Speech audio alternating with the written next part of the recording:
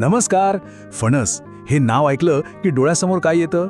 अर्थातच कोकण, हिरवीगार झाडी आणि ते गोड रसाळ गरे. आपल्या सगळ्यांचं लाडकं फळ, बरोबर? पण जरा थांबा. फणसाबद्दलची आपली ओळख एवढीच आहे का की याच्याविषयी आपण एक मोठा गैरसमज करून घेतलाय? आणि तोच गैरसमज या प्रश्नाभोवती फिरतो. फणसाचं झाड खरंच फक्त कोकणातच वाढतं का? की या फळाची खरी दुनिया आपण अजून पाहिलेलीच नाहीये?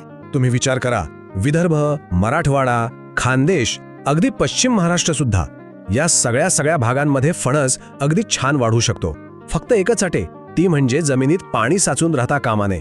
सुरुवातीची काही वर्ष थोडीशी काळजी घेतली ना की मग बघा, हे झाड महाराष्ट्रात कुठेही आपलं घर बनवतं. पण गोष्ट फक्त महाराष्ट्रापुरती नाहीये.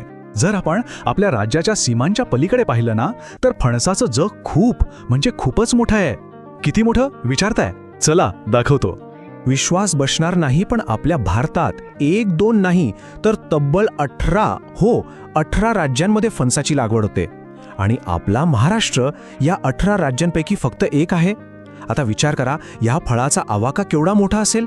आता बघा, आपल्याकडे फणस इतका फेमस आहे, कोकणाचं नाव त्याच्याशी जोडलेलं आहे. मग साहजिकच आपल्याला वाटेल की उत्पादनात म्हणजे प्रोडक्शनमध्ये आपण कुठेतरी टॉपला असू. काय वाटतं? देशभरात फणस उत्पादनात महाराष्ट्राचा नंबर किती असेल?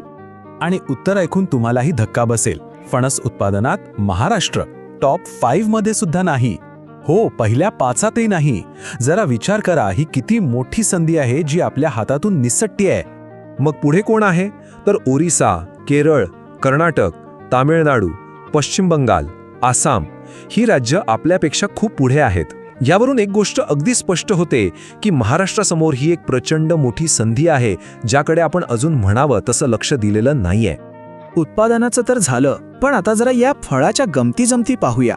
म्हणजे बघा, हे एकच फळ, पण त्याचे उपयोग किती वेगवेगळे आणि किती चविष्ट आहेत हे बघण्यासारखं आहे. हे खरंच खूप इंटरेस्टिंग आहे.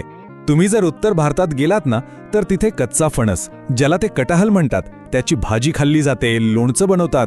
आणि याच्या अगदी उलट दक्षिण भारतात जा, तिथे पिकलेला गोड फणस एक फळ म्हणून खातात. म्हणजे बघा, फळ एकच पण त्याचे अवतार किती वेगवेगळे. आणि इथेच तर खरी गंमत आहे. आपलं महाराष्ट्र यात एकदम युनिक आहे. कसं? कारण आपण उत्तरेसारखी कच्च्या फणसाची भाजी पण खातो आणि दक्षिणेसारखे पिकलेले गोड गरे पण खातो. म्हणजे आपल्या खाद्य संस्कृतीने या फळाचे दोन्ही प्रकार अगदी आपलेसे केले आहेत. तर मग या सगळ्या चर्चेतून आपण एका महत्त्वाच्या मुद्द्यावर येतो. तो मुद्दा म्हणजे आता फणसाकडे बघण्याचा आपला जो दृष्टिकोन आहे तो बदलण्याची वेळ आली आहे. आणि हाच या सगळ्याचा सार आहे.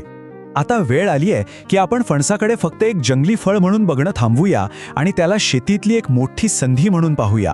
कारण योग्य नियोजन केलं ना, तर विदर्भ, मराठवाडा, खानदेशात सुद्धा या फणसाचं सोनं होऊ शकतं. जो आपल्या महाराष्ट्राचा अभिमान आहे, तोच आपल्या शेतकऱ्यांसाठी एक मोठं आर्थिक वरदान ठरू शकतो.